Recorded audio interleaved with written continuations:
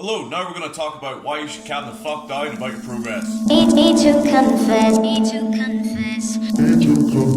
This video is based off the back of one of my clients who just sent me a powerlifting certificate from 1987, 30 years ago. And off the back of that, he said he's managed a 2.5 kilo increase on his bench press over the last 30 years. That 2.5 kilo increase from year to year has meant a 75 kilo increase from when he was started, and he was a schoolboy when he did the competition. If he'd managed a 5 kilo increase from year to year, now most of you watching this, if you had a 5 kilo increase in a year as a powerlifter, you'd probably think that was a pretty shit year. Well, if he'd managed to get a 5 kilo return every year for the last 30 years, he'd have put 150 kilos on his bench press. There's a lot of lifters out there that aren't going to put 150 kilos on their bench press in their lifetime. Certainly there's a lot of females aren't going to do that. So what's this tell us about lifting? Why should we be paying attention to this sort of shit? Well, it's very common, and I get it all the time. All the lifters I train have the same mentality, and I've got the same mentality if I'm being honest. We want more. More is more is more is more. We want to lift more weight. We want to squat more weight. We want to bench more. We want to deadlift more. And we often want to do so and neglect other factors such as technique. So when coaches like, well, your form's pretty shit, so we should maybe pull it back a bit. You need to work on your form a bit more. We need to do more pause work. We need to do a bit more volume, lighter weight. A lot of lifters don't like that shit. Clients will leave you over that. It does happen. It will happen. If you're that kind of coach or that kind of personal trainer that's going to take a stance and be like, you know what, chill the fuck out, we need to work on this. The vast majority of people won't.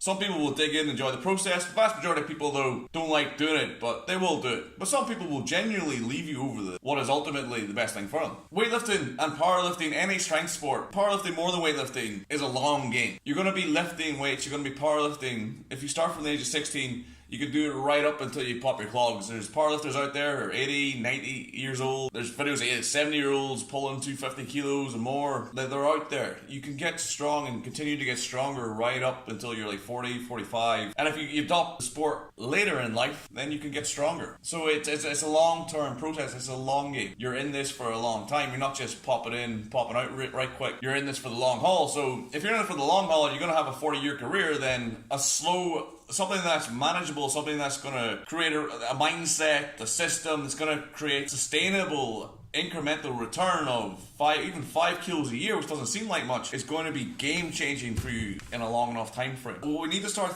associating, what we need to start thinking about is programs that give us a quick return. So if I put on 20 kilos on my squat in 9 weeks, what's that changing my training? What that effectively is doing, that's increasing your injury risk phenomenally. So if you're looking to do that like a lot of times a year, then you're asking for trouble. Quick change is basically snap city. So we're not looking for quick return. With lifters that I coach, we'll go through periods, we'll go through overreach periods when we do look for a quick return, but then we always come away from that for a minimum of 8 weeks. Holding periods, holding patterns to get used to the sprint. So it's like a sprint and a jog, sprint and a jog. That's one way of doing it. But if you try to sprint through the year, you're just going to put load on the tissue, load on the tissue, load on the tissue, and you're going to snap. So that way of thinking, and you're also not going to take care of the important things, such as technique. If all you're doing is try to get stronger, add a rep, add weight, add a rep, add weight, you'll have the same dog shit deadlift technique for the next 3 to 4 years, and then eventually, mark my words, you'll get fucking hurt. Do not get ahead of yourself. It's a long-term process.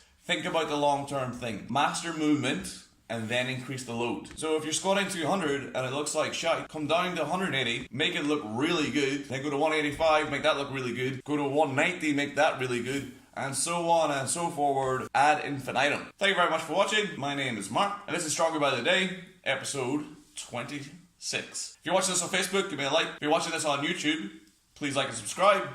If you have any questions, any comments you want to see me cover, please hit me up in the comments below, and I'll catch you in day 27 of Stronger by the Day. Thank you very much. Goodbye.